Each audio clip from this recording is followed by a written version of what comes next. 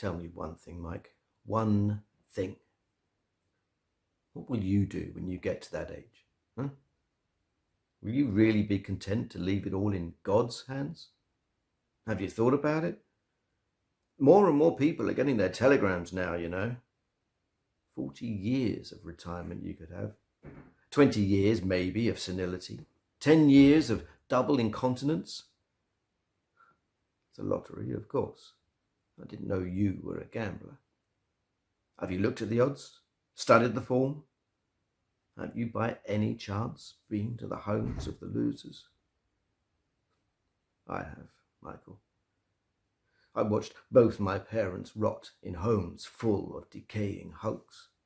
Tried to speak to my mother, only to be drowned out by the sound of the woman sitting next to her pissing on a plastic chair. Watched my father being kissed by another man who thought he'd just found his wife. I could go on. Will you really leave yourself happily in God's hands as you shit in the corridor on the way to communal lunch? Or will you beg someone to help you, hoping to God they're not Christian? Beg someone to give you that final bit of dignity, to help you to a decent, peaceful death.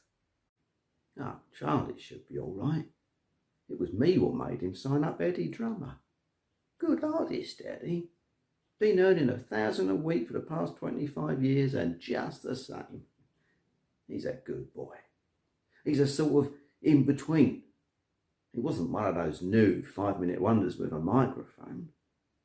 Ain't got no personality now. He always had style, Eddie, and never any real suggestion of offence in anything he did. We all had our own style, our own songs, and we were all English. What's more, we spoke English too. It was different. We all knew what the rules were. We all knew the rules, and even if we spent half our time making people laugh at them, we never seriously suggested anyone should break them. Maybe we should all just... You're a crushing disappointment to me. Everything that you do annoys me. Malcolm, how dare you? No. If we're outing truths, it's time I said my piece. I am sick of watching you with your outlandish thoughts, your stupid ideas and your irresponsibility. You bounce your way through life without a thought for anyone else and without a care. You live in a dream world. You do nothing but chase stupid, bloody dreams. You don't try at school. You are spoiled. You have no talent. And you're so bloody irritating. I look at your mother and I see you. That's why we're separating. Something drastic is needed. Business is rough because my business is arousing human pity. There's not much that really pulls at people's heartstrings, and what little there is doesn't work too well once you've used it a few times, because man has this amazing gift for turning off his feelings at will. For instance, a man sees another man standing on a street corner with a stump where his arm should be. Well, the first time he'll gladly give him a shilling for the shock. The second time he'll only give him sixpence, and if he sees him a third time he'll hand him over to the police without a second thought. And it's exactly the same with all that spiritual stuff. What use are the most beautiful and heart-rending texts, however attractively presented, when they get worn out so fast?